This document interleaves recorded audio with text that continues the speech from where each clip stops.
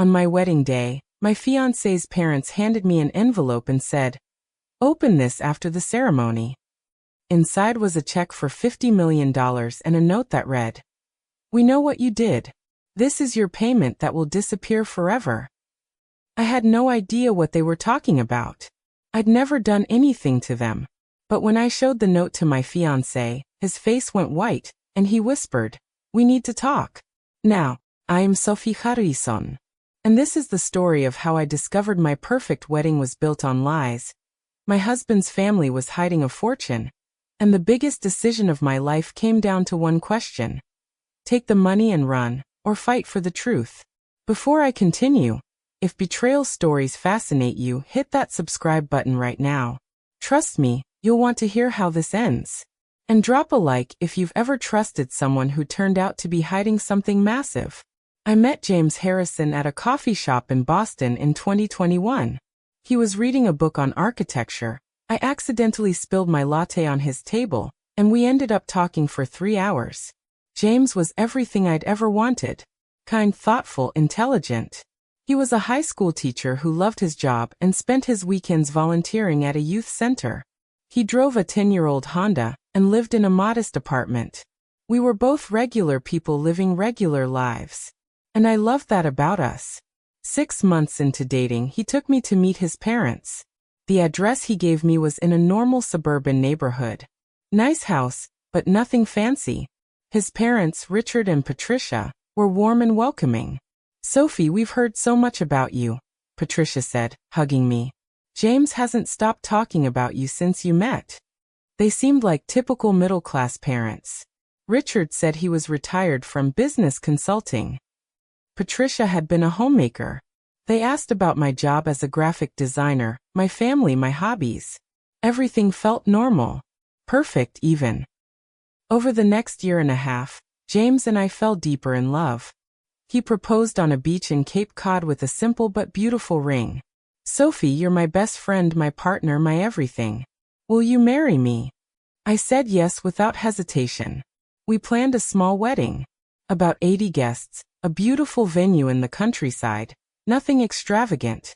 James insisted on keeping costs reasonable. "I'm a teacher, you're a designer. Let's not start our marriage in debt," he said. I loved how practical he was. How grounded. His parents offered to contribute $15,000 toward the wedding. It was generous, and we gratefully accepted. The wedding day was perfect. Beautiful weather, everyone we loved surrounding us, joy in the air. Then right before the ceremony, Richard pulled me aside. "Sophie, Patricia and I have a gift for you. But it's private. Open it after the ceremony, when you're alone." He handed me a thick manila envelope. "Thank you," I said, hugging him. "You've both been so generous." His smile didn't reach his eyes. "You have no idea." After the ceremony, during the reception, I couldn't stop thinking about that envelope.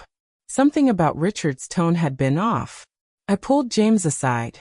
"Your dad gave me something. He said to open it in private. Should we look at it together?" "Sure," James said, smiling. "Probably just a savings bond or something sentimental." We snuck away to a private room at the venue. I opened the envelope. Inside was a cashier's check for $50 million. $50 million. And a handwritten note on expensive stationery. "Sophie, we know what you did. We know why you targeted our son. This is your payment. Take it, sign the divorce papers we've included, and disappear from James's life forever. If you refuse, we'll make sure everyone knows the truth about you. You have 48 hours to decide." Richard and Patricia Harrison. My hands were shaking. "James, what is this? What are they talking about?" James's face had gone completely white.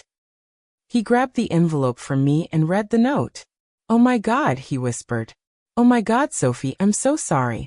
"Sorry for what? I don't understand. What did I supposedly do?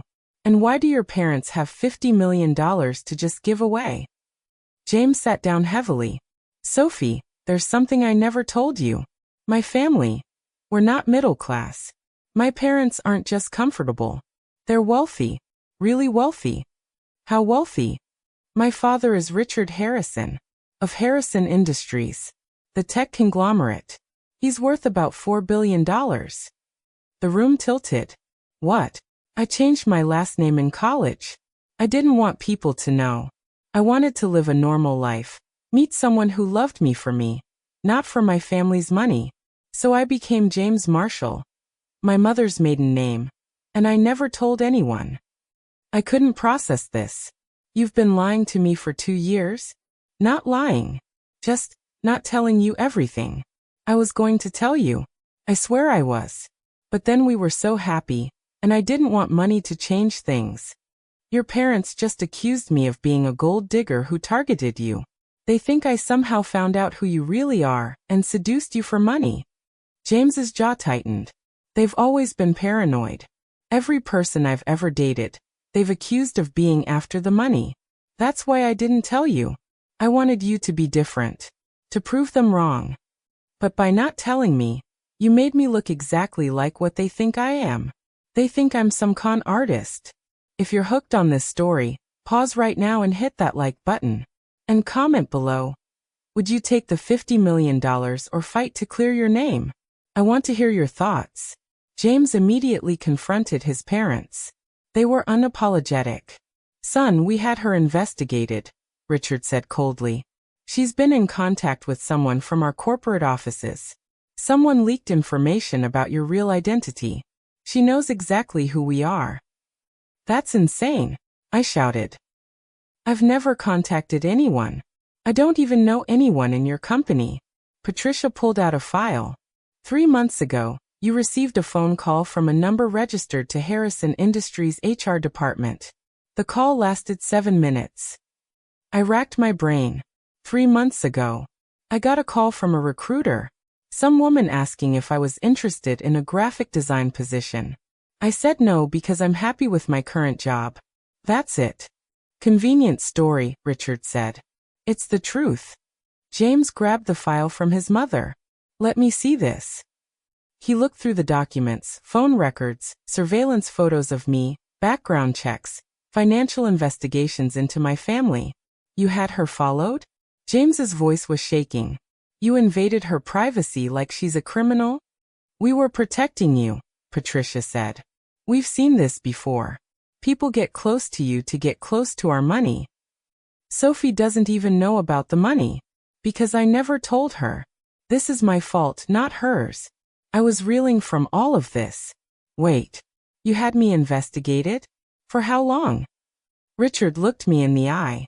Since the second date. 2 years. They'd been watching me, tracking me, suspecting me for 2 years. I want to see everything, I said. Every document, every photo, every report. If you think I'm a con artist, show me your proof.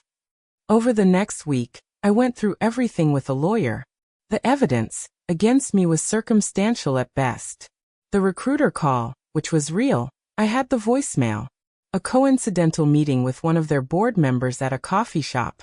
He was in line behind me. I didn't even notice him. The fact that I'd once Googled Harrison Industries. I was researching companies for a design project. It was all nothing. But they'd constructed a narrative around it, because that's what they wanted to believe. James was devastated.